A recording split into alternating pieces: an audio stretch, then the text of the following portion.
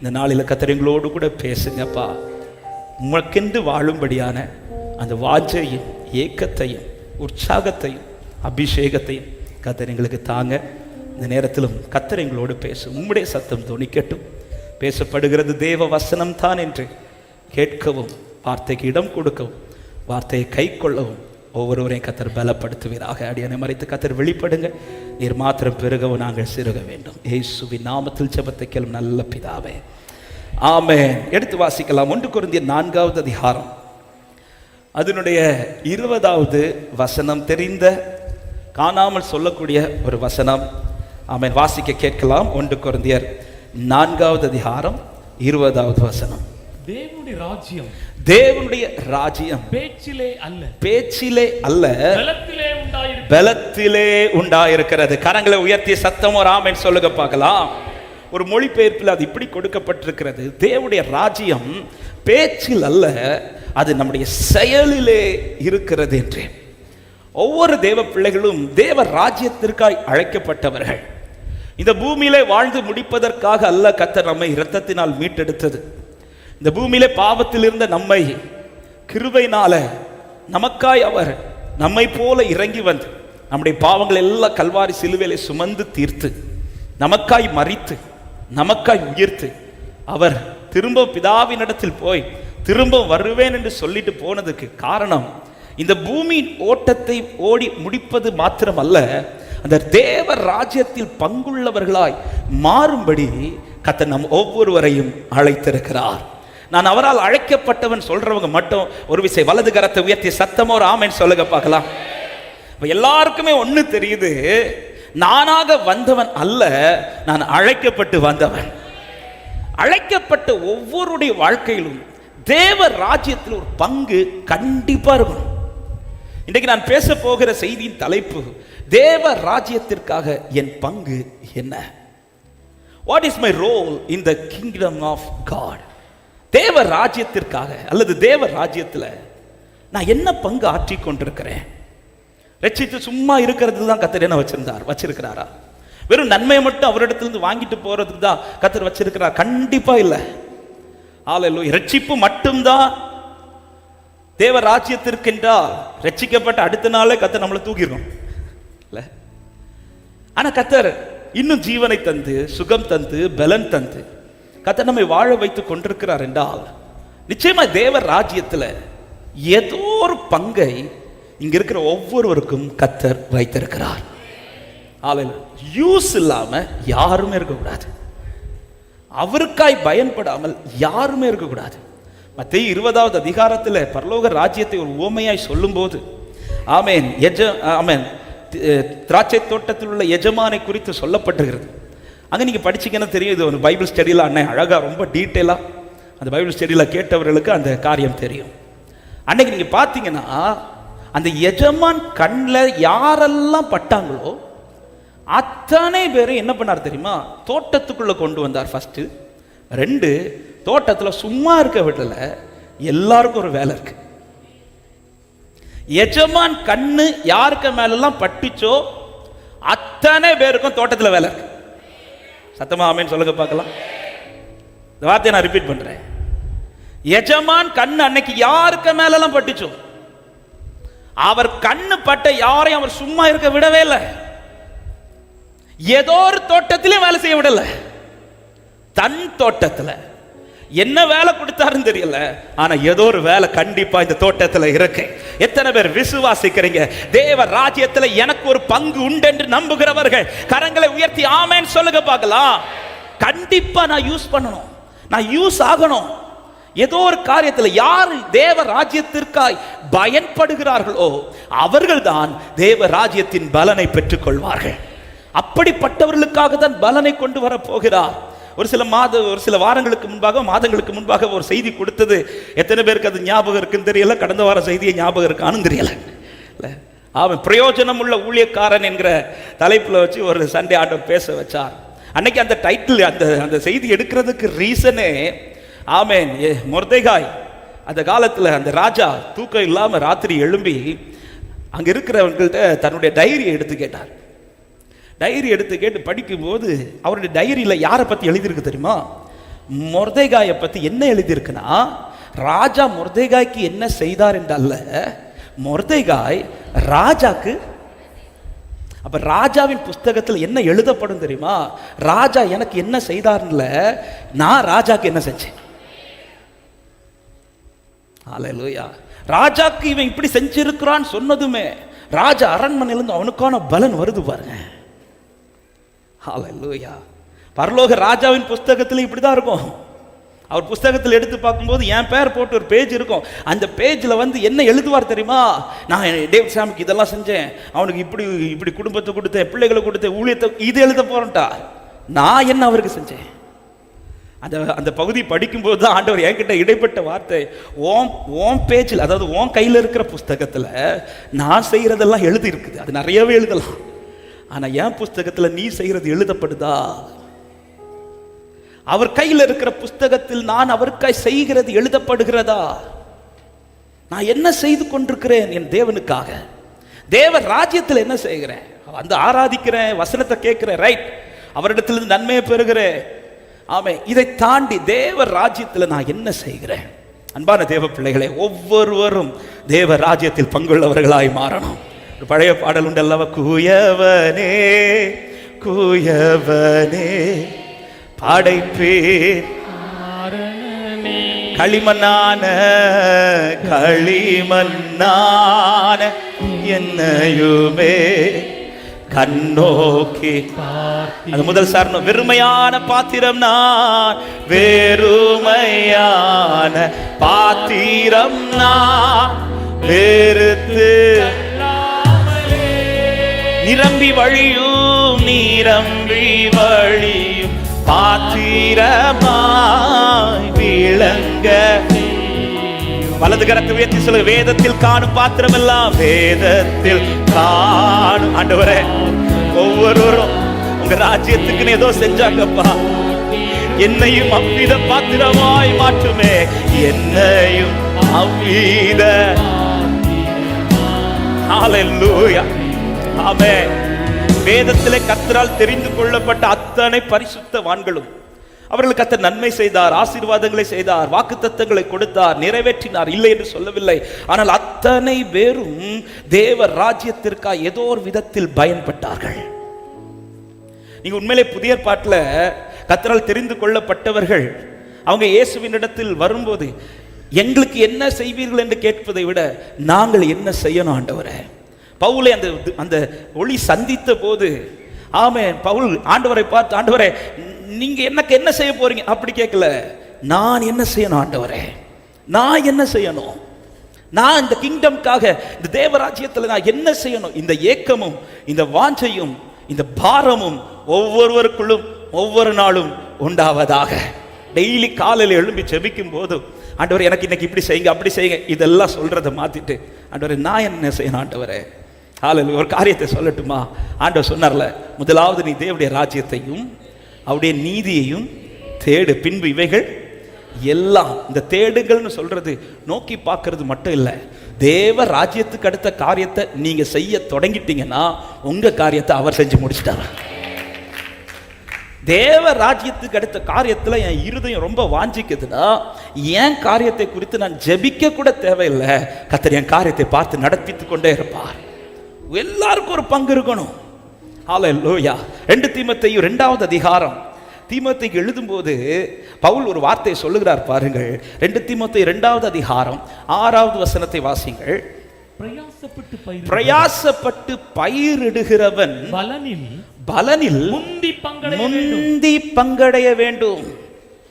கிருபையில் பலப்படுகிற தீமோத்தேயுக்கு எழுதுகிற வார்த்தை, நீ பிரயாசப்பட்டு பயிரிடுகிறவனுக்கு மட்டும்தான் பலன்ல பங்கு உண்டு. இது புரியும்படி சொல்ற, தேவ ராஜ்யத்துக்காக நீ ஏதாவது ஒரு விதத்துல விதைக்காமல் நீ பலனை பார்க்கவே முடியாது.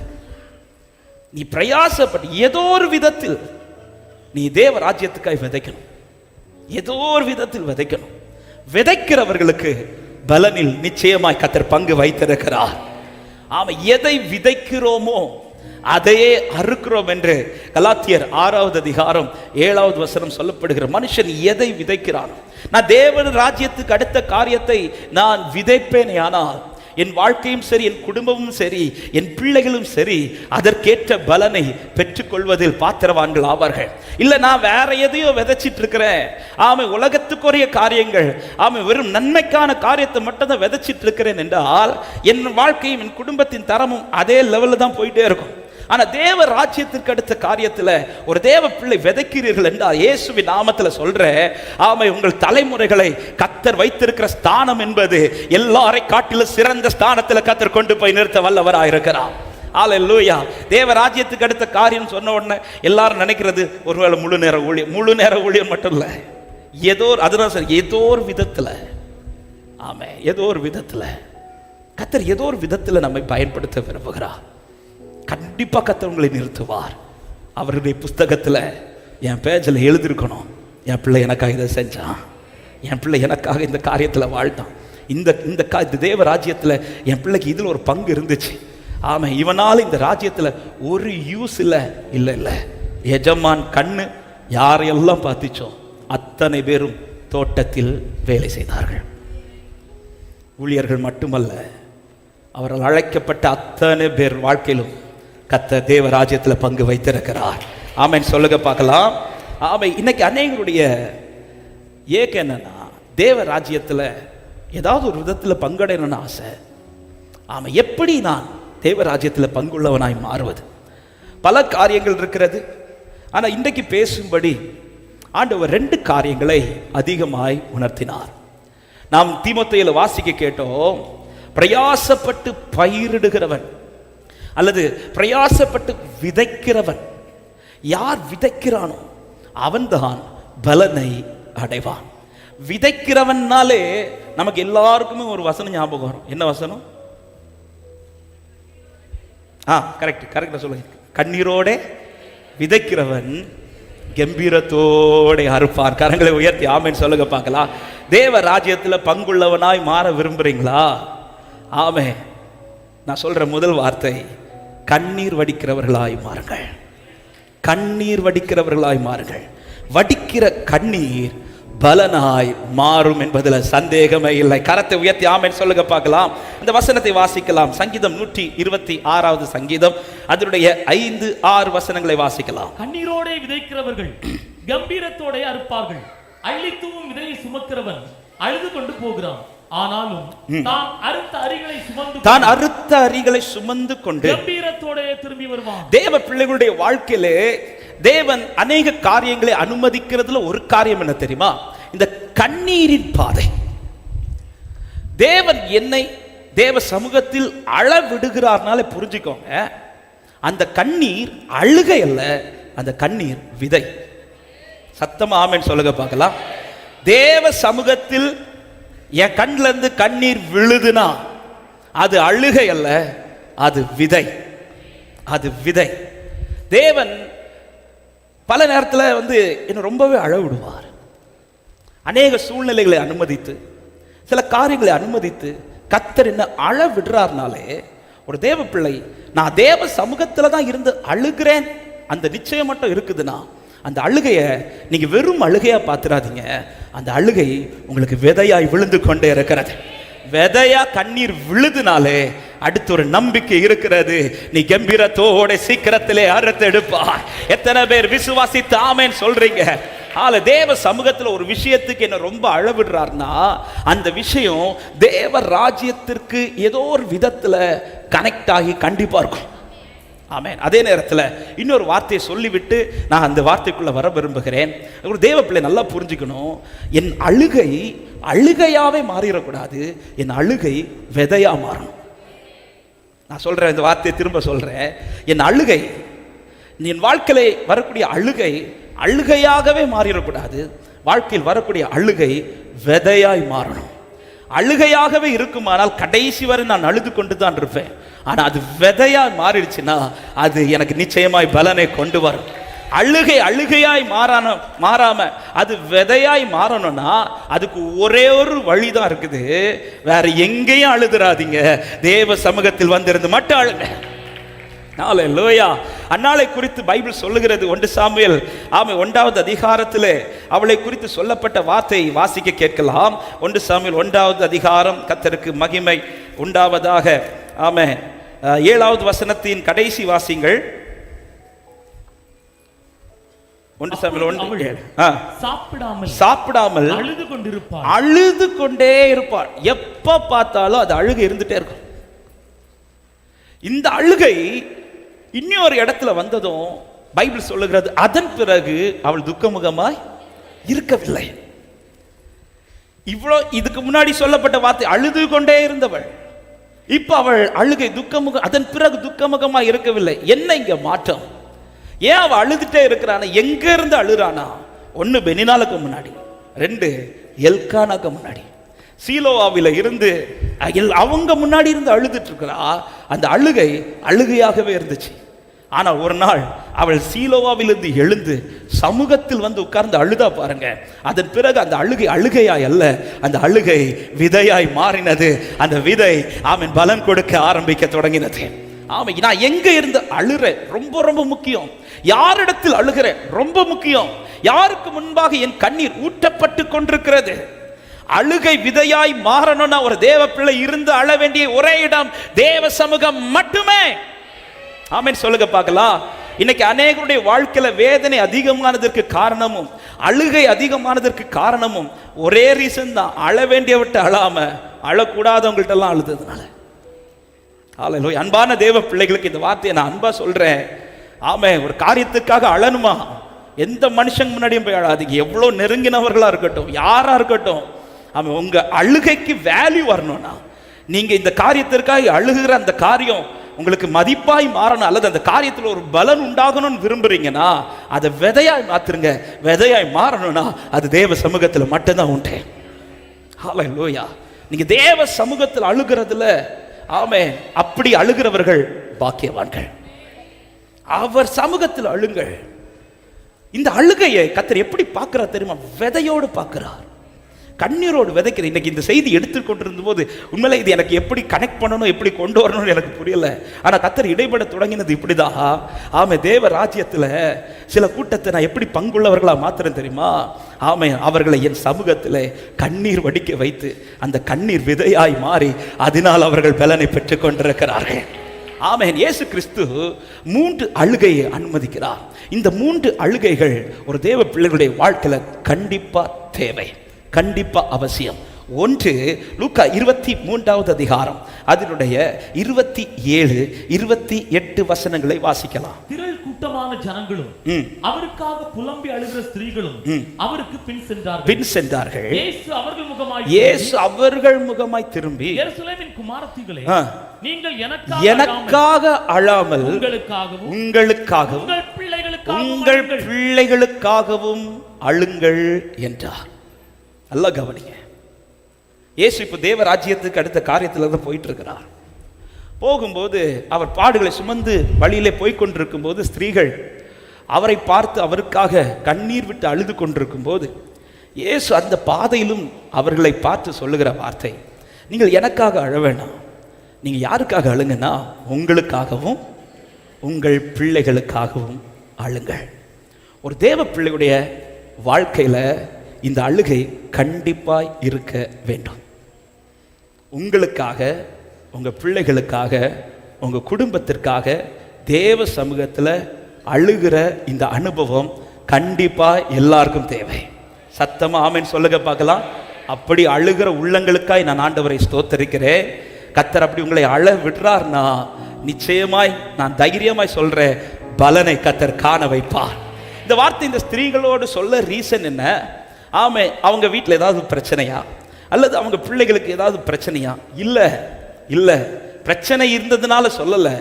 ஆனால் ஆண்டவர் என்ன சொல்றாருன்னா, ஆமே, நீ பிரச்சனை வந்த பிறகு அழுகிற கூட்டமாக இருக்கக்கூடாது, பிரச்சனைக்கு முன்னாடி அழுகிற கூட்டமாக இருக்கணும். நம்ம நல்லா இருக்கும்போதே நமக்காக, நம் குடும்பத்துக்காக, நம்முடைய பிள்ளைகளுக்காக தேவ சமூகத்திலே கண்ணீரை ஊற்றுவதில் ஒரு தேவ பிள்ளை உறுதியாக இருக்கணும். கண்ணீர் என்பது தேவன் அதை எப்படி பார்க்கிறார்? விதையா பார்க்கிறார். அதை தமது துருத்தியில எடுத்து வைக்கிறார். ஆனா இன்னைக்கு நம்முடைய பிரச்சனை என்ன தெரியுமா? நல்லா இருக்கும்போது பிள்ளைகளுக்காக அழமாட்டோம், நல்லா இருக்கும்போது குடும்பத்துக்காக அழமாட்டோம், நல்லா இருக்கும்போது புருஷனுக்காக அழமாட்டோம், நல்லா இருக்கும்போது மனைவிக்காக அழமாட்டோம். ஆனா எப்ப அழுவோம் தெரியுமா? ஏதாவது ஒரு பிரச்சனை வந்த பிறகு, பிள்ளைங்க கைவிட்டு போன பிறகு, பிள்ளைக்கு தூரம் போன பிறகு, காரியம் எல்லாம் கொஞ்சம் தாறுமாறு ஆன பிறகு தேவ சமூகத்துல போயிருந்து கதறோம் பாருங்க. இதுதான் மாறணும். தேவ ராஜ்யத்தில் பங்குள்ள ஒரு தேவ பிள்ளை குடும்பத்திற்காக தினமும் அழுகிறவர்களாய் மாறணும்னு கர்த்தர் விரும்புகிறார். கரத்தை உயர்த்தி ஆமென் சொல்லுங்க. ஏன் நான் குடும்பத்திற்காக அழணும்னா, இந்த குடும்பம் தேவ ராஜ்யத்தில் நிற்கணும்னு கர்த்தர் விரும்புகிறார். குடும்பம் கர்த்தர் ஏற்படுத்தினது, பிள்ளைகள் கர்த்தர் நமக்கு தந்தது, தேவ பக்தி உள்ள சந்ததிகள் என்று கர்த்தர் நமக்கு தந்திருக்கிறார். அப்ப என்னையும் என் குடும்பத்தையும் என் பிள்ளைகளையும் அந்த தேவ ராஜ்யத்தில் கொண்டு நிறுத்துவது என்னுடைய கடமையா இருக்கிறது. ஆமென் சொல்லுங்க பார்க்கலாம். அதுக்கு நான் என்ன செய்யணும்? அதுக்கு நீ அழணும். தேவ ராஜ்யத்தில் பங்குள்ள பாத்திரம் அழுகிறவர்களா இருக்கணும். நீங்க வடிக்கிற கண்ணீர், ஹalleluya, இயேசுவின் நாமத்தில் சொல்றேன், குடும்பத்திற்காக நீங்க தேவ சமூகத்தில் ஒரு சொட்டு கண்ணீர் வடிக்கிறீங்கன்னா அந்த கண்ணீர் வீண் போகவே போகாது. நிச்சயமாய் அது பலனாய் மாறும். ஆமென் சொல்லுங்க பார்க்கலாம். இங்க இருக்கிற அநேகருடைய சாட்சி அதுவாய் தான் இருக்கும். என்னுடைய சாட்சி அதுவாய் தான் இருக்கும். இன்னைக்கு நான் இப்படி நிற்கிறதற்கு காரணம் என் பெற்றோர் வடித்த கண்ணீர்னால தான் இன்னைக்கு நின்று கொண்டிருக்கிறேன். இங்க இருக்கிற அநேகருக்கு சொல்ல முடியும். அன்பான பிள்ளைகளுக்கு நான் சொல்றேன், இன்னைக்கு நீ ஏதோ ஒரு நல்ல ஸ்தானத்துல இருக்கிறேன்னா இதுக்கு ரீசன் உன் பெற்றோர் வடித்த கண்ணீர் இது பலனாய் மாறிக்கொண்டிருக்கிறது. இன்னைக்கு ஊழியங்கள் இப்படி வளர்வதற்கு ரீசன் என்ன? அவன் முற்பிதாக்கள் வடித்த கண்ணீர். ஹalleluya. இன்னைக்கு நம்முடைய குடும்பம் ஆசீர்வதிக்கப்பட ரீசன் என்ன? யாரோ வடித்த கண்ணீர் நமக்கு பலனாய் மாறிக்கொண்டிருக்கிறது. தேவ சமூகத்தில் வடிக்கிற கண்ணீர் அது தேவ ராஜ்யத்தில் ஏதோ ஒரு பங்கை வகித்துக் கொண்டே இருக்கும்.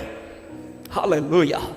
கண்ணீர் வடிக்க ஆண்டவர் சொல்ற, நீ உங்களுக்காகவும் உங்கள் பிள்ளைகளுக்காக. ஆண்டவரே எங்களுக்கு தான் பிரச்சனை இல்லையே ஆண்டவரே. உடனே தான் அடுத்து சொல்லுவார், பச்சை மரத்துக்கு இந்த பாடுனா பட்ட மரத்துக்கு. பிரச்சனை வந்த பிறகு அழுகிற கூட்டமா நீ இருந்துராத. பிரச்சனை வருவதற்கு முன்பாக நீ அழுவேனா வருகிற பிரச்சனை ஒன்றுமில்லாமல் கர்த்தர் மாற்றி போடுவார். இனி ஒரு காரியத்தை சொல்லுறேன், பிரச்சனை வந்த பிறகு அழுகிறதை விட பிரச்சனை வருகிறதுக்கு முன்னாடி நான் அழுவேன்னு வச்சுக்கோங்களேன், அந்த அழுகை கொஞ்சமா தான் இருக்கும். ஹalleluya. ஆனா பல நேரத்துல வேதத்திலையும் பார்த்தீங்கன்னா அப்படிதான் நிறைய பேர் இருக்கிறாங்க. நம்முடைய வாழ்க்கையில் அப்படிதான். ஏதாவது நடந்த பிறகு நல்லா இருக்கும்போது நாம் என்ன நினைப்போம்? அதான் ஒரு பிரச்சனை இல்லை, இதுக்கு நான் எதுக்கு அழணும்? என் பிள்ளைகளுக்காக நான் எதுக்கு அழணும்? என் பிள்ளைகளுக்கு நான் எதுக்கு கண்ணீர் வடிக்கணும்? அன்பான தேவ பிள்ளைய, கண்ணீரை வடித்து அந்த விதையை விதைச்சிருங்க. ஹalleluya. அந்த விதை நிச்சயமாய் பலன் கொடுக்கும். அதே நேரத்தில் ஒருவேளை கைவிட்டு போயிடுச்சே, என் குடும்பம் கைவிட்டு போயிடுச்சே, என் புருஷன் கைவிட்டு போயிட்டாரு, என் மனைவி கைவிட்டு போயிட்டாங்களே, என் பிள்ளைகள் கைவிட்டு போயிட்டாங்களே, இப்படிப்பட்ட கலக்கத்தோடு தேவ சமூகத்தில் இந்த சத்தத்தை கேட்டுக்கொண்டிருக்கிற அன்புள்ளமே, அழுகையை மட்டும் நிறுத்திடாதீங்க. நீ அழுது கொண்டே ஜெபித்து கொண்டிரு. நிச்சயம் இந்த அழுகைக்கு கர்த்தர் பலனை காண பண்ணுவார். நிச்சயம் உள்ளவர்கள் கரத்தை உயர்த்தி ஆமென் சொல்லுங்க பார்க்கலாம். ஹalleluya. ஆமென். ஆகார் எப்பொழுது அழத் தொடங்கினா தெரியுமா? வேதம் சொல்லுகிறது, கர்த்தருக்கு மகிமை உண்டாவதாக. ஆதியாகமம் 21வது அதிகாரம் அதனுடைய 15-16 வசனங்களை வாசியுங்கள்.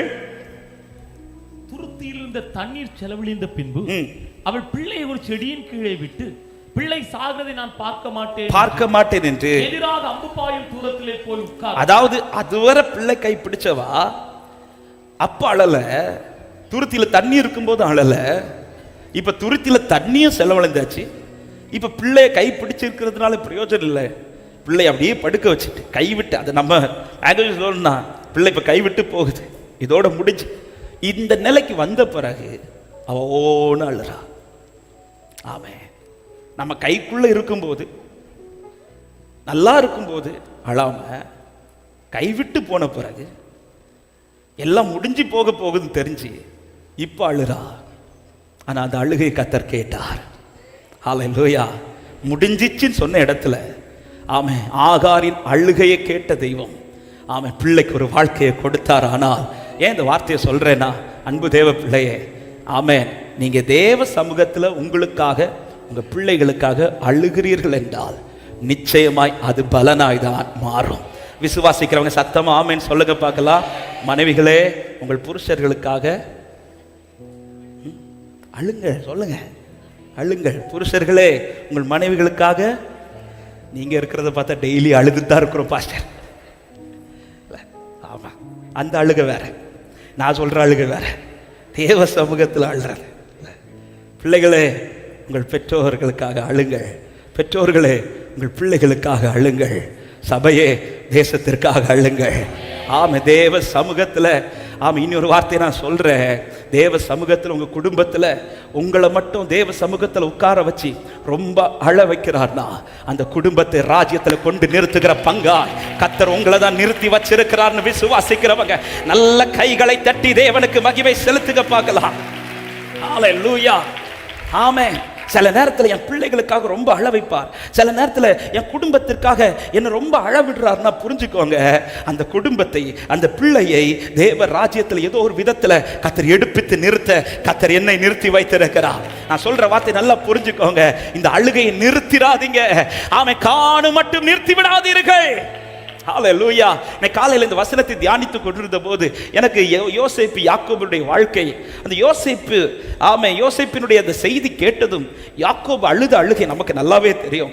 ஆமை, ஆதியாகமம் 37வது அதிகாரம் அதனுடைய 33 முதல் 35 வசனங்களை படிச்சீங்கன்னா அங்கே சொல்லப்பட்டிருக்கிற வார்த்தையை கவனிங்க. யாக்கோபு அதை கண்டு, இது என் குமாரனுடைய அங்கிதான், ஒரு துஷ்ட மிருகம் அவனை பட்சித்து போட்டது. யோசேப்பு பீருண்டு போனான் என்று புலம்பி தன் வஸ்திரங்களை கிழித்து தன் அறையில் இரட்டு கட்டி கொண்டு அநேக நாள் தன் குமாரனுக்காக துக்கித்துக் கொண்டிருந்த 35 கடைசி சொல்லப்படி இவ்விதமாய் அவனுடைய தகப்பன் அவனுக்காக அழுது கொண்டிருந்தான். இப்பொழுது ஒரு பொய்யான செய்தியை கொண்டு வந்து யாக்கோபை நம்ப வைத்து விட்டார்கள். ஆனா யோசேப்பு இன்னும் சாகல, இது யாக்கோபுக்கு தெரியாது. ஆனா இப்போ வஸ்திரத்தை பார்த்து, அந்த வஸ்திரத்தில் இரத்த கரையை பார்த்ததும் யாக்கோபு டிசைட் பண்ணிட்டார், அவ்வளவுதான், என் பிள்ளை முடிஞ்சிச்சு. ஆமென். அவன் துக்கித்து அவன் அழுது முடித்தான் என்றல்ல, அழுது கொண்டே இருந்தான். அன்னைக்கு ஸ்டார்ட் பண்ண அழுகை, அந்த அழுகை வந்து உடனேலாம் நிக்கல. ஆமென். அது எப்ப நின்னுச்சுங்கிறத நான் அடுத்து காட்டுறேன். அழத் தொடங்கினவர் பிள்ளைக்காக, அவனுக்காக. அந்த வசனம் ரொம்ப அழகாக சொல்லப்பட்டிருக்கு. அவனுடைய தகப்பன் அவனுக்காக, யோசேப்புக்காக இப்ப அழுறான் பாருங்க. ஆமென். உண்மையிலேயே இப்பொழுது யாக்கோபுக்கு இருக்கிற அறிவு என்னன்னா, இப்ப யோசேப்பு செத்துட்டான். நம்ம படிச்சதுனால தெரியும் யோசேப்பு இன்னும் சாகல. செத்துட்டான் தெரிஞ்ச பிறகும் அவனுக்காக அவன் அழுறான். அவன் அவ்வளவு அழும்போது என்னை ரொம்ப ஆச்சரியப்படுத்தினது, ஏசாவை வெறுத்து யாக்கோபை சிநேகித்த என் ஆண்டவர் யாக்கோபிட்ட ஒரு நேரம் கூட, அட்லீஸ்ட் ஒரு சொப்பனத்திலேயாவது வந்து, ஆமே யாக்கோபே, யோசேப்பு உயிரோட தான் இருக்கிறான் சொல்லல. யாக்கோபு இப்படி அழும்போது ஆண்டவர் சும்மா இருக்கிறார். ஆமே. அவர் எதுவுமே சொல்லல. ஆனா யாக்கோபு அழுறான். தெரியல என்ன நடக்குதுன்னு. ஆனா ஒரு சத்தியத்தை சொல்லட்டா, யாக்கோபே, நீ இங்க அழல, உன் பிள்ளை கர்த்தர் இன்னொரு இடத்துல உயர்த்திட்டே இருக்கிறார். உன் கண்ணீர் விதையாய் மாற மாற மாற உன் குடும்பத்தில் அநேக காரியங்களை கர்த்தர் செய்து கொண்டிருக்கிறார். எத்தனை பேருக்கு நான் சொல்லுகிற வார்த்தை இந்த காலை நேரத்தில் புரிகிறது? ஆமே. சில நேரத்தில் என் குடும்பத்தை குறித்து, என் பிள்ளைகளை குறித்து கர்த்தர் ரொம்ப அழ விடுறார்னா புரிஞ்சுக்கோங்க, பிள்ளை அழிய போகிறது இல்ல, பிள்ளை உயர்த்தப்பட போகிறதுன்னு விசுவாசிக்கிறவங்க கைகளை தட்டி ஆமென் சொல்லுங்க பார்க்கலாம். ஹல்லேலூயா. யாக்கோபு ஒரு பக்கம் இருந்து அழ யோசேப்பை இன்னொரு பக்கத்தில் கர்த்தர் உயர்த்திட்டே இருக்கிறார். ஒரு நாள் வந்தது, ஒரு நேரம் வந்தது. ஆதியாகமம் 45வது அதிகாரத்தில் இப்பொழுது சகோதரர்கள் யோசேப்பு அனுப்பின எல்லாவற்றையும் எடுத்துக்கொண்டு யோசேப்பு சொன்ன வார்த்தையோடு வந்து யாக்கோபிட்ட வந்து சொல்றாங்க, யோசேப்பு உயிரோட இருக்கிறான் என்று சொன்னதும் 27வது வசனம் சொல்லப்படுகிறது. வாசியுங்கள். யோசேப்பு தங்களுடைய சொன்ன வார்த்தைகள் யாவையும் அவனுக்கு சொன்னபோது தன்னை ஏற்றுக்கொண்டு போகும்படி யோசேப்பு அனுப்பின வண்டிகளை அவன் கண்டபோது அவர்களுடைய தகப்பனாகிய யாக்கோபின் ஆவி உயிர்ப்பித்தது. ஹல்லேலூயா.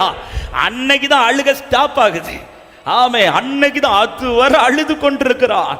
அதுவரை அவன் இருதயத்தில் அந்த வியாகுலம் மாறல, அதுவரை அந்த கண்ணீர் மாறல. ஆனா அந்த கண்ணீருக்கு ஒரு நாள் பலன் வந்துச்சு பாருங்க. என்ன செய்தியெல்லாம் கேட்டான் தெரியுமா? உயிரோடு இருக்கிறான் மட்டுமல்ல, அவன் உயர்த்தப்பட்டும் இருக்கிறார். உயிரோடு இருக்கிறான் மட்டுமல்ல, அவன் உயர்த்தப்பட்டும் இருக்கிறார். அன்பான பெற்றோரே, சில உள்ளத்திற்கு இந்த வார்த்தையை தீர்க்க தரிசனமா சொல்றேன். உன் பிள்ளை உயிரோடு இருக்கிறார், உன் பிள்ளை உயர்த்தப்பட்டிருக்கிறார். கரங்களை உயர்த்தி ஆமென் சொல்லுங்க பார்க்கலாம். பிள்ளைக்காய் வடிக்கிற கண்ணீரை விட்டுறாதீங்க. ஹல்லேலூயா. இதை நான் சொல்லும்போது இப்படி சொல்றேன், யாக்கோபே நீ அழல, நீ விதைக்கிற. அன்பு சகோதரா, நீங்க அழல, விதைக்கிறீங்க. அன்பு சகோதரி, நீங்க அழல, விதைக்கிறீங்க. நிச்சயமாய் முடிவு உண்டு. உன் நம்பிக்கை வீண் போகாது என்று சொல்றவங்க கரங்களை உயர்த்தி சத்தமாய் ஆமென் சொல்லுங்க பார்க்கலாம். என் அலைச்சல்களை அறிந்தவரே, என் கண்ணீரையும் காண்பவரே, என் அலைச்சல்களை ஆமென், என் கண்ணீரையும், என் கண்ணீரை எல்லாம், என் கண்ணீரை துருத்தியில் வைத்தவரே, என் கண்ணீர். ஹல்லேலூயா. யாக்கோபே, ஏன் ஆண்டவரே என் குடும்பத்துல என்ன மட்டும் இப்படி அழ விடுறீங்க? சில சூழ்நிலைகளை சந்திக்க வச்சு ஏன் என்னை இப்படி அழ விடுறீங்க? நீ அழல, நீ விதைச்சிட்டு இருக்கிற. உன் பிள்ளை கைவிட்டு போகல, உன் பிள்ளை இன்னும் உயிரோட தான் இருக்கிறா, உன் பிள்ளை இன்னும் உயிரோட தான் இருக்கிறா. உன் பிள்ளை கர்த்தர் உயர்த்தி கொண்டிருப்பா.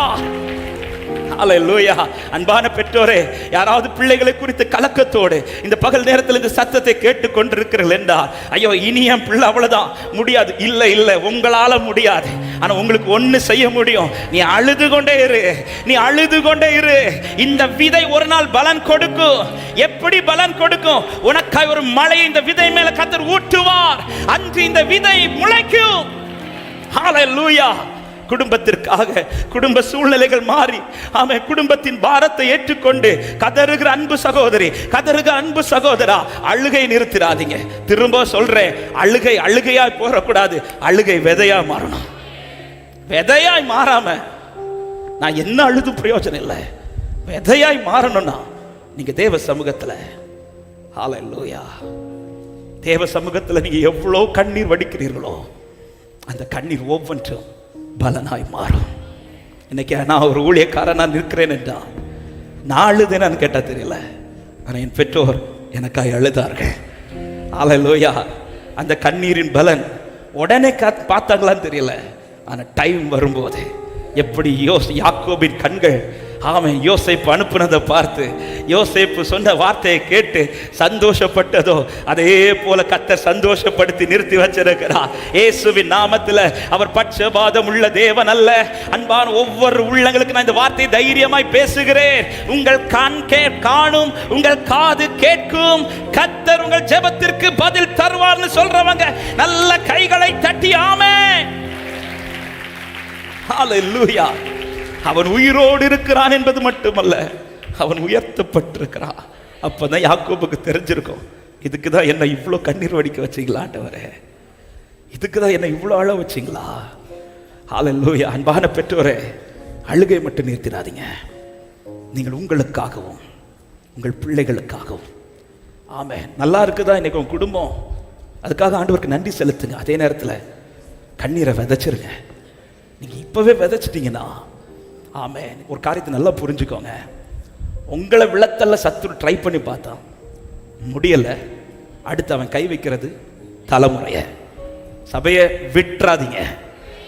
நான் விழல, என் குடும்பத்தையும் நான் விட மாட்டேன். எத்தனை பேர் இந்த காலை நேரத்தில் உறுதியா இருக்கிறீங்க? நான் விழல, என் குடும்பத்தை நான் விட மாட்டேன். என் கண்ணீர் என் பிள்ளையை பாதுகாக்கும், என் கண்ணீர் என் புருஷனை பாதுகாக்கும், என் கண்ணீர் என் மனைவியை பாதுகாக்கும், என் கண்ணீர் என் பெற்றோரை பாதுகாக்கும். நல்ல கைகளை தட்டி இந்த காலையில இந்த ஆராதனையில இது நான் எழுதல, ஆனா ஃபர்ஸ்ட் சர்வீஸ்ல ஆண்டவர் இந்த வார்த்தை அதிகாரப்படுத்தி சொல்ல வச்சார்.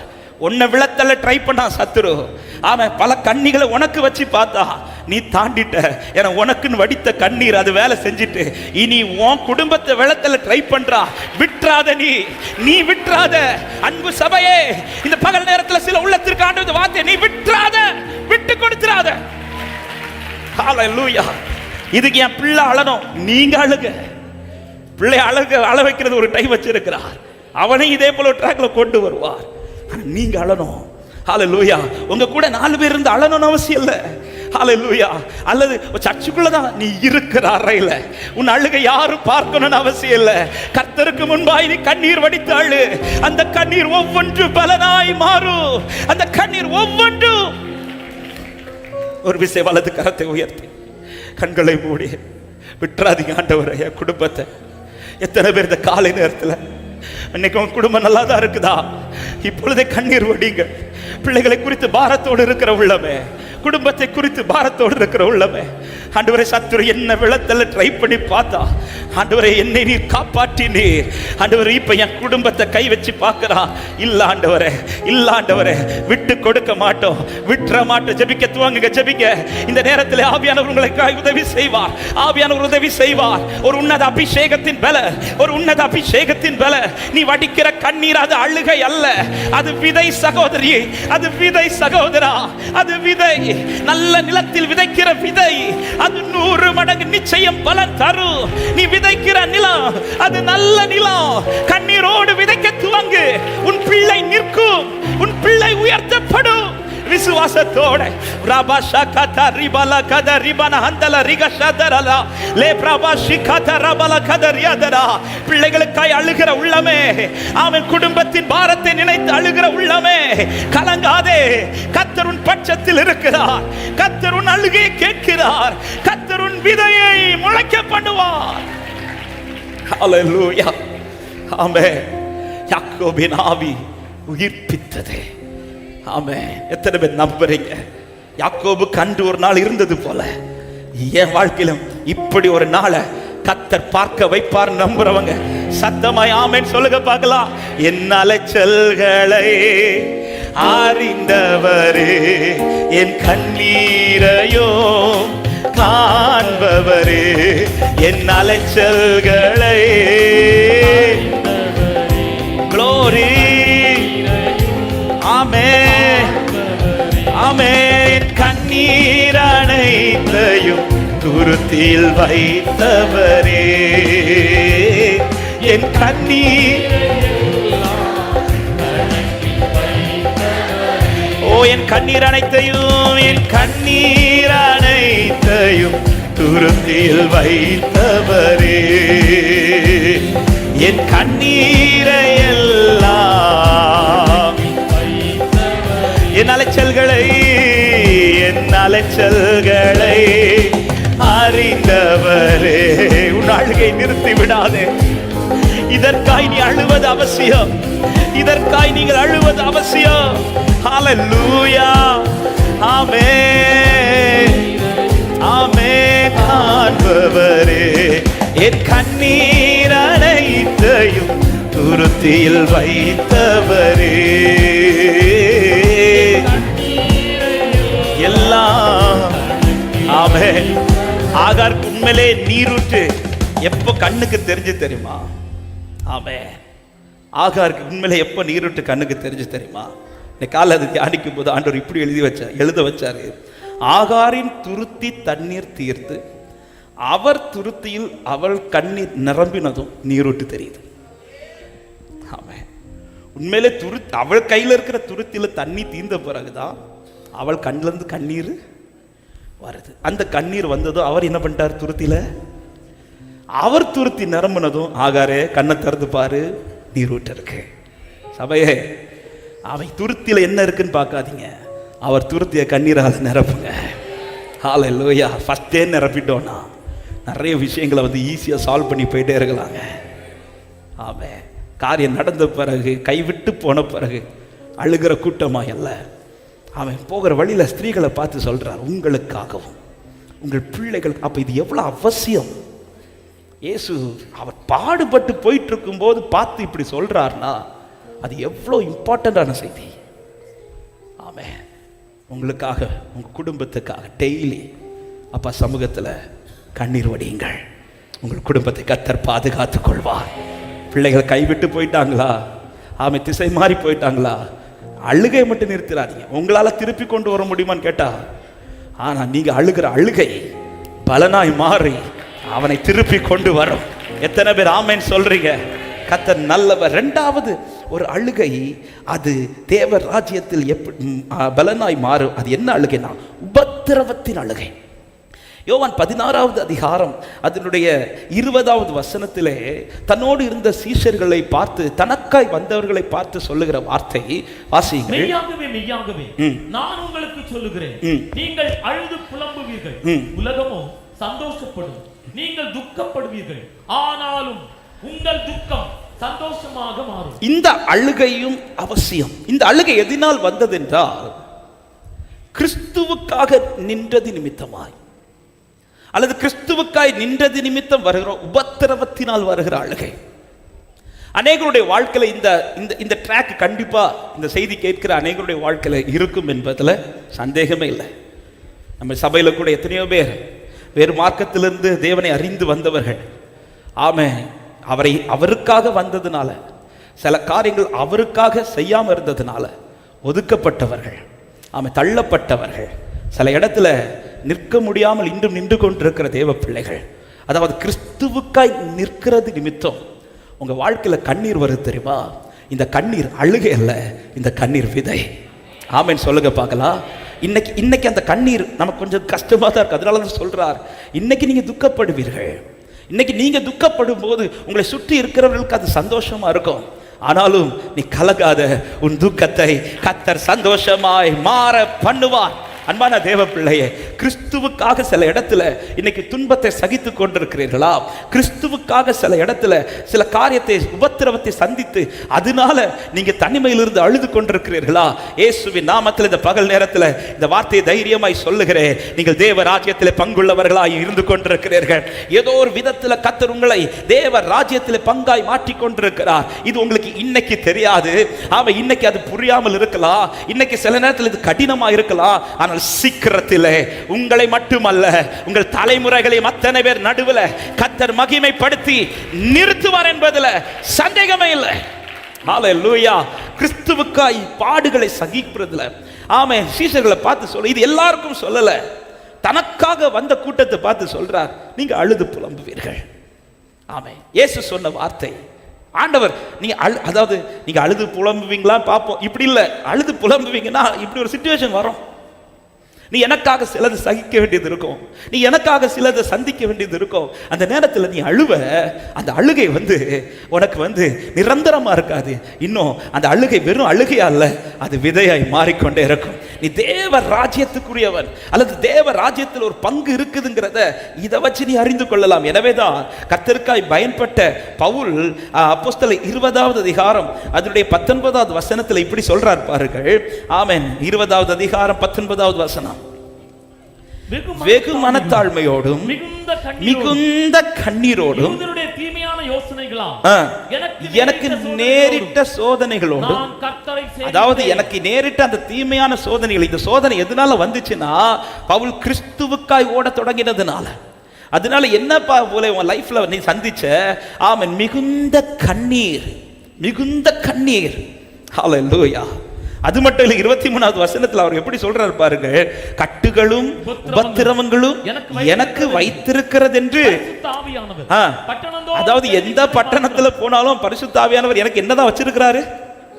கட்டுகளும் உபத்திரவங்களும் எனக்கு வைத்திருக்கிறார்.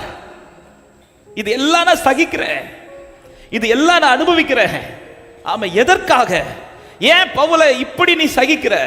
எதற்காக உனக்கு இப்படி அனுமதிக்கப்படுகிறது என்றால், பவுலுக்கு ஒண்ணு தெரியும், இது எல்லாம் தேவ ராஜ்யத்திலே பங்காய் மாறுவதற்காக. ஆமென் சொல்லுங்க பார்க்கலாம். எனவே தான் தெசலோனிக்கருக்கு எழுதும்போது 2 தெசலோனிக்கேயர் 1வது அதிகாரம் அதனுடைய 5:6 ஆமென் பவுல் சொல்லுகிறார் பாருங்கள், வாசிங்கள்.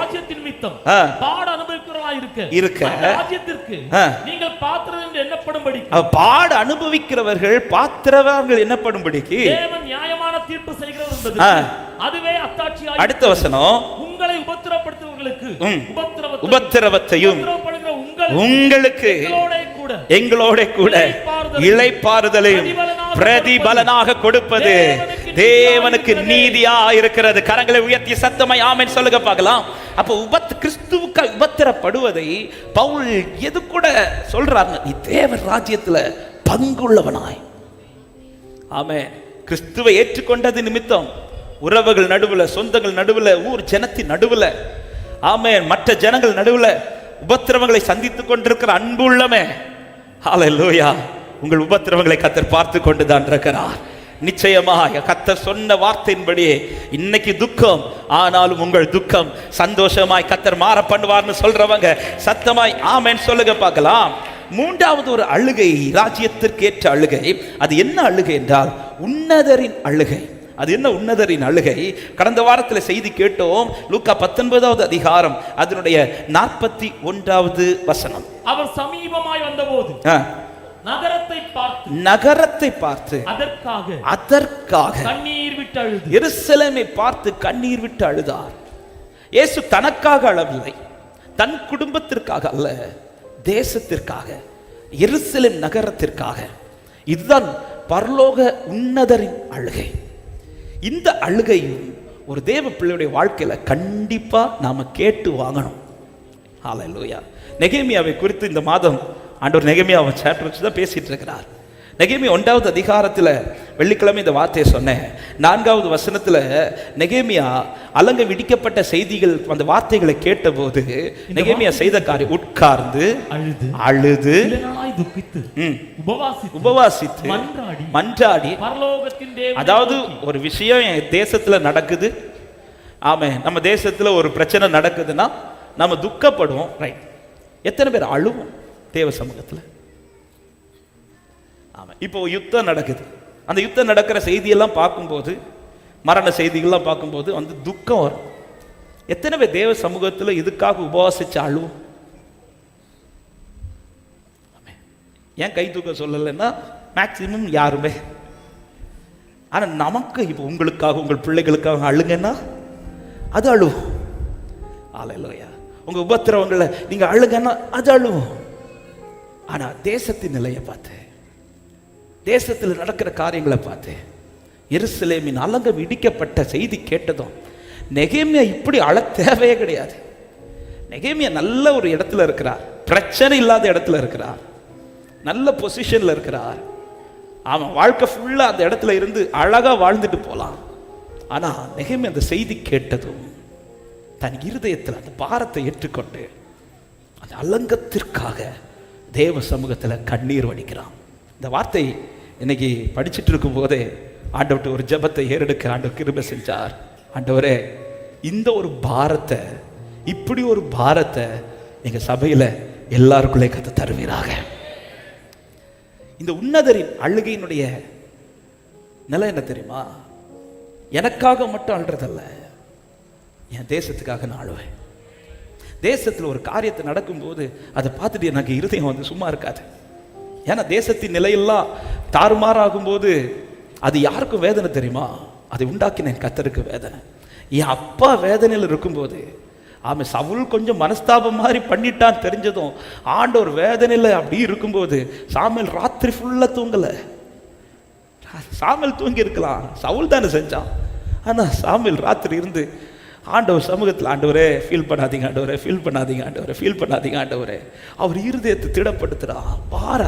அவர் பாரத்தை தன் பாரமாக எடுத்து அழுறான். ஆமென். அப்படி அழுகிற அநேகர் இருக்கிறீர்கள், இல்லை என்று சொல்லலை. தேவனுடைய பாரத்தை தன் பாரமா எடுத்து அழுகிற அநேக உள்ளங்கள் இந்த கூட்டத்தில் உண்டு. அவர்களுக்காக நான் ஆண்டவரை ஸ்தோத்தரிக்கிறேன். அல்லேலூயா.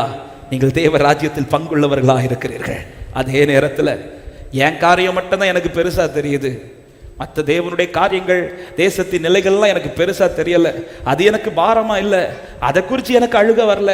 இப்படி இருக்கிறேன் என்றால் ஒரு காரியத்தை நாம இந்த வசனம் படிக்கும்போது எனக்கு ஒன்று தெரிஞ்சது, அப்படிப்பட்டவர்கள் இன்னும் தேவனோடு உள்ள அந்த இணைப்புல சரியா இணங்கவில்லை என்று அர்த்தம். தேவனோடு எவ்வளோ நெருங்குறோமோ அவருடைய இருதயத்தின் பாரம் என் பாரமாய் மாறும். ஆமாம். தேசத்தில் ஒரு காரியம் நடக்கு, இன்னைக்கு என்னெல்லாம் நடக்குது, எத்தனை பிள்ளைகள் சின்ன பின்னமாக்கப்பட்டு கொண்டிருக்கிறார்கள். எத்தனை பிள்ளைகளுடைய வாழ்க்கை தேசத்துல சின்ன பின்னமாய் போய்கொண்டு, எவ்வளோ செய்திகள் படிக்கிறோங்க, எவ்வளோ செய்திகளை படிக்கிறோம். எத்தனை பேர் இருந்து அழுகிறோம் தேவ சமூகத்துல. அட்லீஸ்ட் அதை பார்க்கும் போதாவது அழுது தேவ சமூகத்துல கேட்கிறோமா?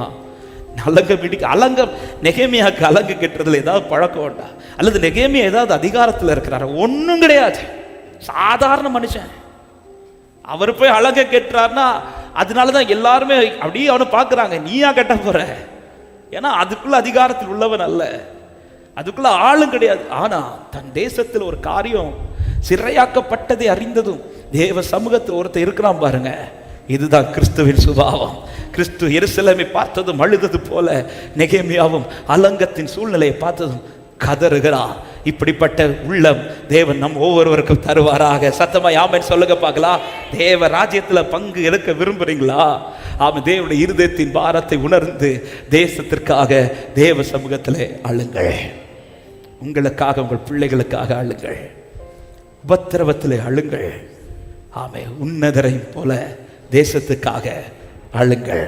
இரண்டாவது, வேகமாய் சொல்லி நான் ஜெபிக்க விரும்புகிறேன். இரண்டாவது, பலன் கொடுக்க விரும்புகிறவர்கள் அல்லது ராஜ்யத்தில் பங்கடைய விரும்புகிறவர்கள் என்ன செய்ய வேண்டும்? முதல்ல சொன்னேன், விதைக்கிறவர்களாய், கண்ணீரோடு விதைக்கிறவர்களாய். இரண்டாவது, வழிந்தோடுகிற தண்ணீர் பலனாய் மாறும். யோவான் 7வது அதிகாரம் 37, 38 வசனங்களை வாசிங்கள். பண்டிகையின் கடைசி நாளாகிய பிரதான நாளிலே இயேசு நின்று சத்தமிட்டு, ஒருவன் தாகமாய் இருந்தால் என்னிடத்தில் வந்து பானம் பண்ண கடவன். வேதவாக்கியம் சொல்லுகிறபடி என்னிடத்தில் விசுவாசமாய் இருக்கிறவன் எவனோ அவன் உள்ளத்திலிருந்து ஜீவ தண்ணீர் உள்ள நதிகள் ஓடும் என்று என்றார். இந்த வார்த்தை பரிசுத்த ஆவியானவருக்கு ஒப்பிட்டு சொல்லப்பட்ட வார்த்தை. பண்டிகையின் கடைசி நாள் பிரதான நாளில இயேசு சத்தமிட்டு சொல்லுகிற வார்த்தை. நீ தாகமா இருக்கிறன்னா என்கிட்ட வந்துரு. நீ வந்து பானம் பண்ணு. பானம் பண்ணுன்னு சொன்னவன்ட்ட என்ன சொல்லியிருக்கணும்னா, நீ பானம் பண்ணனா உன் தாகம் தீரும் அப்படி சொல்லாம அடுத்த வார்த்தை சொல்றாரு, என்னிடத்தில் விசுவாசமா இருக்கிறவன் எவனோ அவன் உள்ளத்திலிருந்து ஜீவ தண்ணீர் உள்ள நதிகள் ஓடும் என்றார். அப்போ கர்த்தரிடத்தில் தாகமாய் வருகிறவனுக்கு கர்த்தர் கொடுக்கிற தண்ணீர் நிரப்புகிற தண்ணீர் அல்ல, நிரம்பி வழிகிற தண்ணீரை கொடுக்கிறார். ஹோலி ஸ்பிரிட், பரிசுத்த ஆவியை கர்த்தர் நமக்கு எப்படி தர விரும்புகிறார் என்றால், நிரப்பப்பட்டவர்களா அல்ல, நிரம்பி வழிகிறவர்களா. எனவே தான் தாவீது சொல்லுகிற வார்த்தை, அவர் என் தலையை எண்ணெயினால் அபிஷேகம் பண்ணுகிறார், என் பாத்திரம் நிரம்பி வழிகிறது. நிரம்பி வழியணும். இதைதான் தீர்க்கதரிசியை கொண்டு எசேக்கியேல் 47வது அதிகாரத்தின் 9வது வசனத்திலே தீர்க்க தரிசனமாய் கர்த்தர் எழுதினார். சம்பவிப்பது என்னவென்றால், வாசிங்கள். இந்த நதி போகும் இடமெல்லாம் ஜீவ பிராணிகள் யாவும் பிழைக்கும். இந்த தண்ணீர் அங்கே வந்தபடியினால் வெகு ஏராளமான மச்சங்களும் உண்டாயிருக்கும். இந்த நதி போகும் இடம் எங்கும் உள்ள யாவும் ஆரோக்கியப்பட்டு பிழைக்கும். அது போகிற இடம், அந்த நதி பாய்ந்து போற இடம். அப்ப இந்த நதி எனக்குள்ள வந்தது மட்டும் அல்ல, இந்த நதி எனக்குள்ளிருந்து அநேகருக்குள்ள போகணும். நான் அவரிடத்தில் வந்து தாகமாய் வந்து அவர் எனக்குள் ஊற்றுகிற அந்த அபிஷேக தைலம் அல்லது அந்த அபிஷேக தண்ணீர் நிரப்பப்பட்டதோட முடிச்சிடக்கூடாது. கர்த்தர் அபிஷேகத்தை தர விரும்புகிறது. நீ நிரப்பப்பட்டவனாய் நிற்க அல்ல, நீ நிரம்பி வழிகிறவனாய் நிற்க கர்த்தர் விரும்புகிறார். ஆமென் சொல்லுங்க பார்க்கலாம். ஹல்லேலூயா. ஆமென். நிரப்பப்பட்டவனாய், நிரம்பி வழிகிறவனா. நிரம்பி வழிகிறனா என்ன அர்த்தம்? ஆமென். ஒரே வார்த்தையில சொல்லணும்னா, பரிசுத்த ஆவியானுடைய ஆளுகைக்குள் இருக்கிறவர்கள். பரிசுத்த ஆவியானுடைய ஆளுகைக்குள்ள யார் இருக்கிறாங்களோ அவர்கள் தேவ ராஜ்யத்திற்காக ஏதாவது செய்து கொண்டே இருப்பார்கள். ஒரு பையன் ஒரு பாஸ்டர்கிட்ட போய் தனக்கு அபிஷேகம் கிடைச்சதை போய் சந்தோஷமா சொன்னான். என்ன சொன்னான்னா, பாஸ்டர் எனக்கு பரிசுத்த ஆவி கிடைச்சிச்சு பாஸ்டர், எனக்கு பரிசுத்த ஆவி கிடைச்சிச்சு பாஸ்டர்னு. அந்த பாஸ்டர் பார்த்து சிரிச்சுட்டு அவன்கிட்ட கேட்டாரா, உனக்கு பரிசுத்த ஆவி கிடைச்சாரா இல்ல பரிசுத்த ஆவியானவருக்கு நீ கிடைச்சியான்னு கேட்டார். இவனுக்கு புரியல. என்ன பாஸ்டர் சொல்றீங்க? பா, உனக்கு பரிசுத்த ஆவியானவர் கிடைச்சாரா இல்ல பரிசுத்த ஆவியானவருக்கு நீ கிடைச்சியா? அவன் தலையை குழப்புறான். பாஸ்டர்கிட்ட போய் சொன்னேன் பாருங்க, நானே கதறி கேட்டு ஆண்டவர் என்ன நிரப்பின சந்தோஷத்தில் வந்து சொன்னா, இவர் என்ன போட்டு குழப்புறா, என்ன பாஸ்டர் புரியல பாஸ்டர்னதோ அந்த பாஸ்டர் சொல்றாரு, உண்மையான பரிசுத்தாவின் ஆளுக்கு என்ன தெரியுமா, ஆமே, நீ அவர் உனக்கு இல்ல, நீ அவருக்கு. நீ அவரை நடத்தக்கூடாது, அவர் உன்னை நடத்தணும். இந்த நிலையில் யார் அபிஷேகத்தால் நிரப்பப்படுகிறார்களோ அவர்களுக்குள் இருந்து ஜீவ நதிகள், அவர்களுக்குள் இருந்து ஜீவ தண்ணீர். ஆமே. இன்னைக்கு அபிஷேகம் பெற்ற இங்க இருக்கிற மேக்சிமம் அநேகர் அபிஷேகம் பெற்றோம். அந்த பாஸ்டர் கேட்ட கேள்வி நான் இங்க கேட்கிறேன், பரிசுத்த ஆவியை நமக்கு கிடைச்சிருக்கா இல்ல நாம அவருக்கு கிடைச்சிருக்கோம்? அவர் கையில தான் நான் இருக்கிறேங்கிறதை எப்படி அறிந்து கொள்வேன் என்றால், சிம்பிளா ஒரு வார்த்தை, ஆமென். பவுல் வந்து ஒரு இடத்துக்கு போகிறதற்காக துரிதமா அவர் பிரயத்தனம் பண்ணுவார். அப்போஸ்தலர் 16வது அதிகாரம் அதனுடைய 6-7 வசனங்களை வாசியுங்கள். அவர்கள் பிரிகியா கலாத்திய நாடுகளை கடந்து போனபோது ஆசியாவிலே வசனத்தை சொல்லாதபடிக்கு பரிசுத்த ஆவியினாலே தடை பண்ணப்பட்ட அடுத்த வார்த்தை ஆசியா தேசம் மட்டும் வந்து பித்தினியா நாட்டுக்கு போக அதாவது அவங்க ரெடி ஆயிட்டாங்க. ஓகே, இந்த இடத்துக்கு போலான்னு சொல்லி அவங்களுக்கு ஒரு ஆசை, இந்த இந்த பட்டணத்துல போய் இந்த வசனத்தை பிரசங்கிக்கணும். இது ஆசையோடு புறப்பட இருக்கும்போது ஆவியானவர் என்ன செய்யறாரு, அவர்களை போக விட்டாது இருந்தார், தடை பண்றார். உடனே அவங்க ஸ்டாப் பண்றாங்க. அதன் அர்த்தம் என்ன, நான் ஆவியானுடைய கண்ட்ரோல்ல தான் இருக்கிறேங்கிறது எப்படி அறிந்து கொள்வேன்? எனக்குன்னு ஒரு ஆசை எழும்புது தெரியுமா, அதை ஸ்டாப் பண்ணிட்டு அவர் ஆசையை என்கிட்ட ஃபுல்ஃபில் பண்ணுவார். இன்னைக்கு ஏன் ஆசை தான் நடக்கணும்னு நான் கண்ட்ரோல் பிடிச்சிட்டு நிக்கிறேன்னு வச்சுக்கோங்களேன், ஹோலி ஸ்பிரிட் என்ன கண்ட்ரோல் பண்ணல, நான் ஹோலி ஸ்பிரிட்டை கண்ட்ரோல் பண்றேன். பரிசுத்த ஆவியை நான் ஆளுகை செய்யக்கூடாது, பரிசுத்த ஆவியானவர் என்னை ஆளுகை செய்யணும். தேவ ராஜ்யத்தில் ஏதோ ஒரு விதத்தில் பயனடைய விரும்புறீங்களா, ஹோலி ஸ்பிரிட்டை பெற்றுக்கொள்ளுங்கள். அதே நேரத்தில் ஹோலி ஸ்பிரிட்டால் நடத்தப்பட துவங்குங்கள். பரிசுத்தாவி நிறைவு கண்டிப்பாய் ஒவ்வொருவரும் கேட்டு வாங்க வேண்டியது, கண்டிப்பாய் ஒவ்வொருவரும் அபிஷேகத்தால நிரம்பணும். அபிஷேகம் அவசியம், அதற்கு மாற்று கருத்து இல்லை.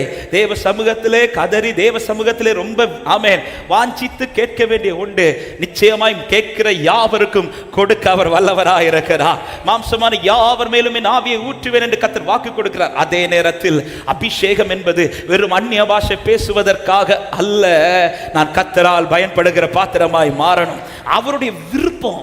அவன் தேவ ராஜ்யத்தில் பங்குள்ளவனுடைய வாழ்க்கையில வெளிப்படுகிற ஒரு சுபாவம் என்ன தெரியுமா, அவன் வாழ்க்கையில அவர் என்ன விரும்புகிறாரோ அது நிறைவேறிக்கொண்டே இருக்கும். என் வாழ்க்கையில நான் ஆசைப்படுறதை ஸ்டாப் பண்றார், நான் ஓகேன்றேன். ஆவியானவர் இது ஸ்டாப் பண்றார், நான் ஓகேன்றேன். ஆமென். பரிசுத்தாவி இயேசுவின் மேல் வந்து இறங்குறதும் அடுத்த வசனம் சொல்லப்பட்டிருக்கும். ஆவியானவருடைய பலத்தினால் இவர் வனாந்தரத்துக்கு கொண்டு போகப்பட்டார். அதன் பிறகு கண்ட்ரோல் அவர் தான் எடுப்பார். நான் அல்ல அவர் கண்ட்ரோல் பண்ண வேண்டிய, அவர் என்னை கண்ட்ரோல் பண்ணணும். பரிசுத்தாவி என்னை ஆளுகை செய்யணும். பரிசுத்தாவி வரும்போது நடக்கிற 2 காரியத்தை சொல்றேன். ஆமென். ஒன்று, அப்போஸ்தலர் 10வது அதிகாரம் 38வது வசனத்திலே இயேசு கிறிஸ்துவை குறித்து சொல்லப்பட்ட வார்த்தை, தெரிந்த வார்த்தைகள் தான் வாசிங்க. இயேசுவை தேவன் பரிசுத்தாவியினாலும் வல்லமையினாலும் அபிஷேகம் பண்ணினார். தேவன் அவருடனே கூட இருந்தபடியினால் அவர் நன்மை செய்கிறவராயும் வல்லமை அகப்பட்ட யாவரையும் குணமாக்குகிறவராயும். அப்ப ஹோலி ஸ்பிரிட் உடைய லைஃப் எதை செய்வதில் துடிதுடிக்கணும்? நன்மை செய்கிறவர்களாய். ஆண்டவராக இயேசு கிறிஸ்து நன்மை செய்கிறவராய் சுற்றி திரிந்தார். இந்த நன்மை செய்கிற இந்த கூட்டம், இதே கூட்டம் தான் ஆண்டவருக்கு தீமை செய்ய வந்துச்சு. இவர்கள் தான் சிலுவையில் அறைய என்ன ஒப்பு கொடுக்க போறாங்கிறது இயேசுவுக்கு தெரியுமா தெரியாதா? தெரிஞ்ச நன்மை செஞ்சார். பாத்தீங்களா? இந்த அனுபவம் தான் ஹோலி ஸ்பிரிட் நடத்துற அனுபவம். பரிசுத்த ஆவியானவர் ஆளுகை செய்கிறவனுடைய வாழ்க்கை, தீமை செய்கிறவனுக்கும் நன்மை செய்ய தன் வாழ்க்கையை ஒப்பு கொடுப்பான். அவங்க என்னமே நன்மை செய்யணும், நன்மை செய்யணும், நன்மை செய்யணும். ஹல்லேலூயா. நமக்குள்ள ஹோலி ஸ்பிரிட் இருக்குங்கிறத நான் கூட்டத்தோட அந்நிய பாஷை சொல்லி காட்டுறதில் அல்ல, என் கூட ஹோலி ஸ்பிரிட் இருக்கிறாங்கிறத என் செயலில் நான் காட்டுறதில்ல. என்கிட்ட பழகிறவங்களுக்கு தெரியணும், என்கிட்ட பேசுகிறவங்களுக்கு தெரியணும், என் கூட நடக்கிறவங்களுக்கு தெரியணும். ஆமா, என் கூட கொஞ்சம் டைம் ஸ்பெண்ட் பண்றவங்களுக்கே தெரியணும், ஹே இவன் சாதாரணமானவன் இல்லை, இவன் விசேஷித்த ஆவியுடையவன். தானியேலை குறித்து பாபிலோன்ல இருக்கிற அத்தனை பேருக்கும் தெரியுது, ஹே இவன் சாதாரணமானவன் அல்ல, இவன் விசேஷித்த ஆவியுடையவன். ஹல்லேலூயா. அன்பு தேவ பிள்ளையே, ஆமே, வெறும் அந்நிய பாஷை பேசி 4 பேர் சர்ச்சுக்குள்ள நான் அபிஷேகம் பெற்றவன்ங்கிறத அந்நிய பாஷை பேசி காட்டிடலாம். ஆனா தேசத்தின் நடுவில் ராஜ்யத்தில் பங்காய் மாறணும்னா பரிசுத்தாவின் அபிஷேகம் பெற்று நம்முடைய வாழ்க்கையில நற்கிரியை செய்கிறவர்களாய், நன்மை செய்கிறவர்களாய் மாறுங்கள். இரண்டாவது ஒரு காரியத்தை சொல்லி நான் ஜெபிக்கிறேன். பரிசுத்தாவி வரும்போது இரண்டாவது நமக்குள் வெளிப்படுகிற காரியம் அப்போஸ்தலர் 2வது அதிகாரம் அதனுடைய 14வது வசனத்தை வாசிங்கள். அப்பொழுது பேதுரு 11 கூட நின்று அவர்களை நோக்கி உரத்த சத்தமாய், யூதர்களே, எருசலேமில் வாசம் பண்ணுகிற ஜனங்களே, நீங்கள் எல்லாரும் அறிந்து கொள்வீர்களாக, என் வார்த்தைகளுக்கு செவி கொடுங்கள் என்று சொல்லி, அதன் பிறகு பேதுரு சுற்றி இருந்த ஜனங்களுக்கு யாரை பிரசங்கிக்கிறான் என்றால் கிறிஸ்துவை பிரசங்கிக்கிறான். இதை ஒரே லைன்ல சொல்றேன். அவன் பரிசுத்த ஆவியின் ஆளுகை எனக்குள் இருக்குமானால் நான் என்னை சுற்றி இருக்கிறவர்களுக்கு கிறிஸ்துவை சொல்வதில் உறுதியாயிருப்பேன். கண்டிப்பா கிறிஸ்துவ குறித்து சொல்லுவேன். அவன் பரிசுத்த ஆவி எனக்குள், அங்க பாருங்க, சீஷர்கள் அத்தனை பேர் மேல் வீட்டு அறையிலே அந்த ஹோலி ஸ்பிரிட்டால நிரப்பப்பட்டதும் அப்படி சந்தோஷத்தோட வீட்டுக்கு போயிருக்கலாம். ஆனா இல்ல, அதை பார்க்கிற அதை கேட்கிற அத்தனை ஜனங்களும் அப்படி பார்த்துட்டு இருக்கும்போது அது நடுவில் பேதுரு எழுந்து நின்று, ஆமே, எழுந்து நின்று அத்தனை பேர் காது கேட்க யாரை குறித்து பிரசங்கிக்கிறான் தெரியுமா? கிறிஸ்துவை குறித்து பிரசங்கிக்கிறான். இந்த வார்த்தை சொல்லும்போது ஒரு காரியத்தை சொல்றேன்.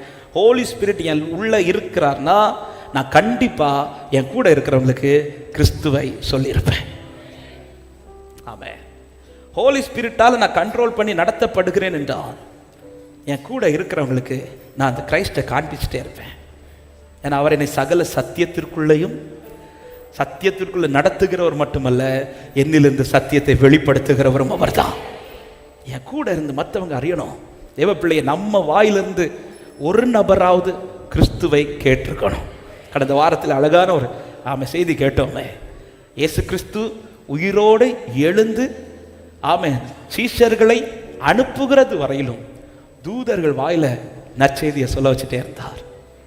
ஆனா மீட்கப்பட்ட பிறகு, அவர் உயிரோடு எழுந்து ஜனங்கள் இரத்தத்தால் மீட்கப்பட்ட பிறகு தூதர்கள் வாயை அடைச்சாரு, தம்முடையவர்களுடைய வாயை திறக்கிறாரு. இன்னைக்கும் தூதர்கள் சுவிசேஷத்தை சொல்றதுக்கு ரெடியா இருக்கிறாரு. ஆனா அவர்களை கர்த்தர் சொல்ல விடலை. ஏன் சொல்ல விடலைன்னா, அதுக்கு தான் பரிசுத்த ஆவியானவர் நமக்குள்ள இருந்து நம்மிலே வெளிப்பட விரும்புகிறார். பரிசுத்த ஆவி உடையவர்கள் கிறிஸ்துவை சொல்லுவார்கள். எனக்குள்ள நிரப்பப்பட்ட அனுபவம் மட்டுமல்ல, நிரம்பி வழிகிற அனுபவம். என் கூட இருக்கிறவங்க பிழைக்கணும். நான் சரியா ஹோலி ஸ்பிரிட்டால நடத்தப்படுவேன்னா என் குடும்பம் பிழைக்கும், என் சொந்தங்கள் பிழைக்கும், என் பட்டணத்தின் ஜனங்கள் பிழைப்பார்கள். ஆமென் சொல்லுங்க பார்க்கலாம். ஹல்லேலூயா. நம்ம சரியா நடந்தா ஒரு பவுல் அவனை ஹோலி ஸ்பிரிட்டால நிரப்பப்பட்டு பரிசுத்தாவினால அவன் நடத்த தொடங்கின பிறகு எவ்வளோ சபைகள் கட்டி எழுப்பப்பட்டு. ஆமே, இதே போல நாம் எல்லாருமே எழும்பிட்டோம்னா இந்த பட்டணங்கள் என்னைக்கும் மாற்றத்தை கண்டிருக்கும். இதுவரை பார்க்கல, இனிமேல் பார்க்கட்டும். ஆவியானவர் நமக்குள்ள இருந்து கிரியை செய்வாராக. எல்லாரும் எழுந்து நிற்கலாமா? ஹல்லேலூயா. என் பாத்திரம் நிரம்பி நிரம்பி வழிகின்றது, வழிந்து ஓடுகின்றது. என் பாத்திரம் நிரம்பி நிரம்பி வழிகின்றது, வழிந்து எனக்குள்ளே ஜீவ ஊற்று, அது வற்றாது. கரங்களை தட்டி பாடுவோம். எனக்குள்ளே ஜீவ ஊற்று, அது வற்றாது ஒரு நாளும். எனக்குள்ளே ஜீவ ஊற்று, அது வற்றாது ஒரு நாளும். எனக்குள்ளே ஜீவ ஊற்று, அது வற்றாது. பாடுங்கள். அபிஷேக நதினானே, அபிஷேக நதினானே, அகிலமெங்கும் பரவிடுவே. பாடுவோம்.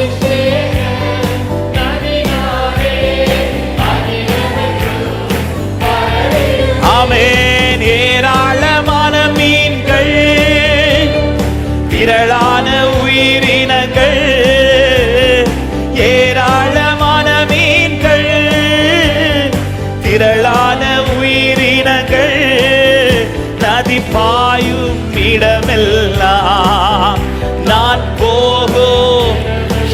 எனக்குள்ளே ஜீவ ஊற்று, எனக்குள்ளே ஜீவ ஊற்று, அது வற்றாது. ஆண்டவரே, நிரம்பி வழிகிற அனுபவம் உண்டாவதாக இயேசுவின் நாமத்தினாலே. எங்கள் மூலமாய் அநேக கிறிஸ்துவன் அண்டை வரட்டும் அப்பா. எனக்குள்ளே, எனக்குள்ளே ஜீவ ஊற்று, அது வற்றாது ஒரு நாளும். எனக்குள்ளே, ஆமென், அது வற்றாது. பாடும். கனி கொடுக்கும் மரம் நானே, கனி கொடுக்கும் மரம் நானே, நாள்தோறும் கனி கொடுப்பே, கனி கொடுக்கும். எஸ் லார்ட், ராஜ்யத்தில் பங்குள்ளவர்களா ஆமென். இலைகள் உதிர்வதில்லை,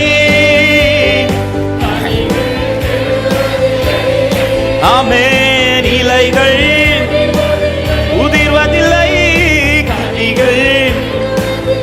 சொல்லு. விருந்தும் மருந்தும், விருந்தும் மருந்தும் நானே, சபைக்கு விருந்தும். எனக்குள்ளே, எனக்குள்ளே ஜீவ ஊற்று, அது வற்றாது ஒரு நாளும். எனக்குள்ளே ஜீவ ஊற்று, அது வற்றாது ஒரு நாளும். என் பாத்திரம் நிரம்பி, என் பாத்திரம் நிரம்பி நிரம்பி வழிகின்றது, வழிந்து ஓடுகின்றது. என் பாத்திரம் நிரம்பி நிரம்பி வழியட்டும் ஆண்டவரே. சொல்லுங்க. எனக்குள்ளே ஜீவ ஊற்று, எனக்குள்ளே. ஆமே. என்னை விசுவாசிக்கிறவனுக்குள் இருந்து ஜீவ தண்ணீர்கள் பாய்ந்து ஓடும். அது பாயும் இடம் ஆரோக்கியப்படும், அது பாயும் இடம் பிழைக்கும். ஹல்லேலூயா. எனக்குள்ளே, எனக்குள்ளே என்னை கொண்டு கிறிஸ்து வெளிப்படுவார். என் நிமித்தம் கிறிஸ்து மகிமைப்படுவார். என் நிமித்தம் அநேக கிறிஸ்துவை அறிந்து கொள்வார்கள். ஹல்லேலூயா. வற்றாது. நல்ல கைகளை தட்டி கர்த்தருடைய கிருபையினால, கர்த்தருடைய ஆவியினால ஒவ்வொருவரும் பலப்பட, கர்த்தருக்காய் பயன்பட. எஸ், ஆவியானுடைய ஆளுகை, ஆவியானுடைய கண்ட்ரோல் ஒவ்வொருடைய வாழ்க்கையிலும் உண்டாவதாக அப்பா. ஹல்லேலூயா. என் மூலம் கிறிஸ்துவை ஒரு சிலராவது அறியணும் ஆண்டவரே. அப்படியே உங்க வலது கரத்தை உயர்த்தி இடது கரத்தை இருதயத்தில் வைத்து, ஆண்டவரே, உடைய ராஜ்யத்தில் நான் சும்மா இருந்துடக்கூடாதப்பா. ஏதோ ஒரு பங்கு எனக்கு உண்டாயிருக்கணும். என்னை கண்ணீரால விதைக்க வைக்கிறீங்களா? நான் விதைக்கணும் ஆண்டவரே. எனக்குள்ள அபிஷேகத்தை வழிந்தோட பண்ணுகிறீரா? அது என்னிலிருந்து வழிந்தோடணும்ப்பா. என் நிமித்தம், என் குடும்பம், என் ஜனங்கள் உடைய ராஜ்யத்தில் வரும்படியாய் தேவனே என்னை பயன்படுத்துவீராக. உமக்காய் பங்குள்ளவனாய், உடைய ராஜ்யத்தில் பங்குள்ளவனாய், பலனை பெற்றுக் கொள்ளுகிறவனாய் எங்கள் ஒவ்வொருவரை கர்த்தர் மாற்றுவீராக. ஒவ்வொருவரை அப்படியே நடத்துங்க. கேட்ட வார்த்தைகளை கேட்டதோடு விட்டு விடாதபடி உம்முடைய ராஜ்யத்தில் பங்குள்ளவர்களாய் ஒவ்வொருவரும் தங்களை அர்ப்பணித்து வாழ கிருபை கொடும். ஒவ்வொருவரை சமாதானத்தோடு அனுப்புங்க. இந்த ஆராதனை முழுவதுமாய் வந்து எல்லா துதி கன மகிமை ஒருவருக்கே செலுத்துகிறோம். இந்த வாரம் ஒவ்வொருவருக்கும் மகிழ்ச்சியாய் ஆசீர்வாதமாக இருக்கட்டும். பிரயாணங்கள் எல்லாம் கர்த்தருடைய கிருபை கூட இருந்து வழி நடத்தட்டும். ஆளுகை செய்யும். நீர் மாத்திரம் பெருகவும் நாங்கள் சிறுக வேண்டும். இயேசுவின் நாமத்தில் ஜெபத்தை கேளும் எங்கள் ஜீவனுள்ள நல்ல பிதாவே. ஆமென்.